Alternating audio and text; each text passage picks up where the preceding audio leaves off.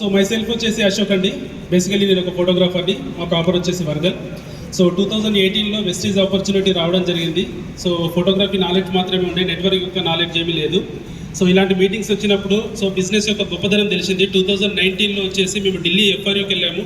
So అక్కడ జరిగిన sessions, అక్కడ జరిగిన రికగ్నిషన్స్ చూసి సో ఇక్కడ మేము స్ట్రాంగ్ నిర్ణయం తీసుకొని వర్క్ చేస్తూ ఉన్నాము. సో ఈరోజు చూస్తే కనుక 6 సంవత్సరాలు కంప్లీట్ అయింది వెస్టేజ్లోకి వచ్చేసి. సో చూస్తే మన బిజినెస్లో ద్వారా ఈరోజు మా లైఫ్ ఎట్లా చేంజ్ అయ్యింది అంటే, ఒక 10,000 నుంచి 15,000 రూపాయలు నెలకి సంపాదించే నేను సో ఈరోజు 10 లక్షల వరకు సంపాదించే స్థాయికి రావడం జరిగింది వెస్టేజ్ ద్వారా. సో ఒక బైక్ని చేంజ్ చేయలేని నేను సో ఈరోజు 2 కార్లు తీసుకోవడం జరిగింది. ఒక స్టేట్ దాటని నేను ఈరోజు 3 ఫారెన్ టూర్స్ వెళ్ళాము. ఒకటి థాయిలాండ్, రెండోది Switzerland and Germany. So next cruise ట్రిప్లో మనము దుబాయ్ కూడా వెళ్ళడం జరుగుతూ ఉంది. అండ్ లైఫ్లో ఇల్లు కొంటానని చెప్పేసి ఏ రోజు కూడా అనుకోలేదు, కానీ 1 CR పెట్టేసి ఒక 2 BHK ప్లాట్ అనేది కొనుక్కోవడం జరిగింది.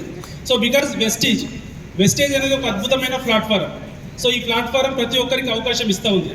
చదువు సంధి ఏం అవసరం లేదు, ఆడామోగా తేడా లేదు, కులంతో సంబంధం లేదు, కానీ ఒక్క డిసిషన్, స్ట్రాంగ్ డిసిషన్. సో మీరు ఎవరి కోసం పనిచేస్తూ ఉన్నారు? మీ గురించా, ఎదుటి వ్యక్తి గురించా? ఒక్కసారి ఆలోచన చేయండి.